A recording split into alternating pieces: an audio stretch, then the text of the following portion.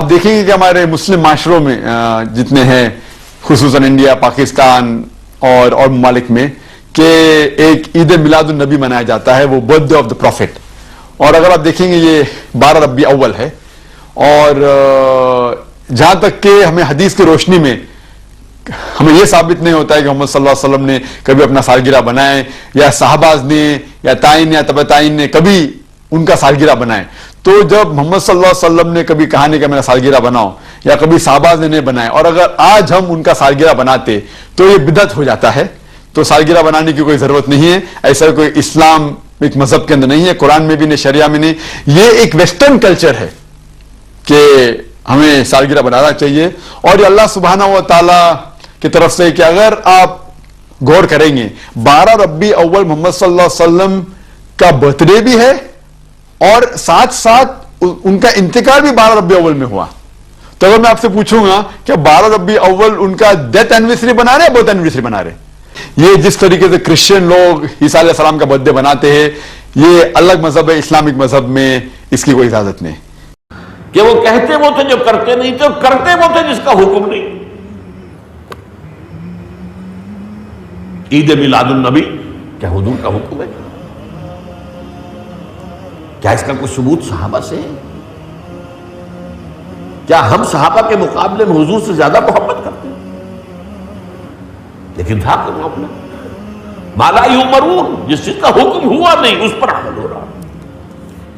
یہ ہے در حقیقت رسم پرستی، اور رسم کے اندر پھر اضافہ ہوتے چلا جانا، اس پر ردے پر چڑھتے چلے جانا. جو ہے نتیجہ کیا نکلتا ہے؟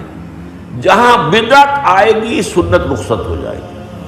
خدا کو کوئی دھوکہ نہیں دے سکتا. قیامت کے دن آپ کو ان دلائل کا جواب اللہ کے سامنے دینا پڑے گا. ہمارے نبی نے فرمایا جب قیامت کے دن بہت سے لوگ جن کی صورتیں وہ ہوں گی جو میری امت کی صورت ہوتی ہے، وہ لوگ آئیں گے حوض کوثر پہ پانی پینے کے لیے، میں پلانا چاہوں گا، فرشتے ان کو ہٹائیں گے. میں کہوں گا یہ تو میرے امتی ہیں. کیوں؟ ان کے گیٹ اپ سے لگ رہا ہوگا. فرشتے کہیں گے نا نا نا نا، ان لوگوں نے آپ کے دنیا سے جانے کے بعد آپ کے دین میں نئی نئی چیزیں ایجاد کر لی تھی. تو سالگرہ کا کانسیپٹ گوروں کا ہے، انگریزوں کا ہے، اسلام کا تھوڑی ہے. یہ یوم پیدائش منانا یہ کس کا کانسیپٹ ہے؟ انگریزوں کا کانسیپٹ ہے. کہ رسول اللہ صلی اللہ علیہ وسلم نے پیر کے دن روزہ رکھا ہے، اور آپ نے یہ فرمایا کہ یہ میرا یوم ولادت ہے.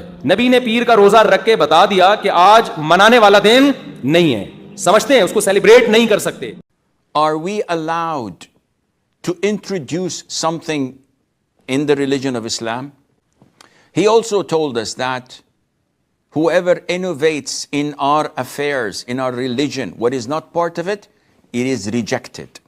We have to go back to the basics. All scholars agree that the Prophet ﷺ died on the 12th of Rabi' al-Awwal. He died, he passed away on this month. So are you celebrating his birth or his death? Watch out. Did the Prophet ﷺ ever in his life tell us anything about the issue of Rabi' al-Awwal being important, being good, being this or being that? Has he ever highlighted the date of birth, which is 12th of Rabi' al-Awwal, as claimed by a lot of scholars? And it's an issue of dispute. Has he ever said to us that this is something that you guys have to praise and look up to and celebrate? Now, we know that when he came to Medina, he found the people of Medina celebrating and feasting. And when he asked them, he told them, Allah has substituted you with 2 days better. The day of Eid al-Hajj and the day of Eid al-Fitr. That's it. 2 days to celebrate throughout the whole year. Never ever he mentioned anything about his birthday.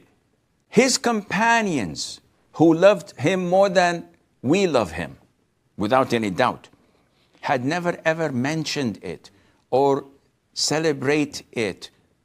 So is it possible that we know more than them?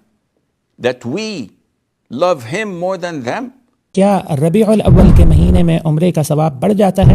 ہمارے یہاں بہت سے لوگ یہ سمجھتے ہیں کہ ربیع الاول کے مہینے میں عمرے کا مقام و ثواب بڑھ جاتا ہے اور ان کی کوشش ہوتی ہے کہ وہ 12 ربیع الاول مدینہ طیبہ میں گزاریں.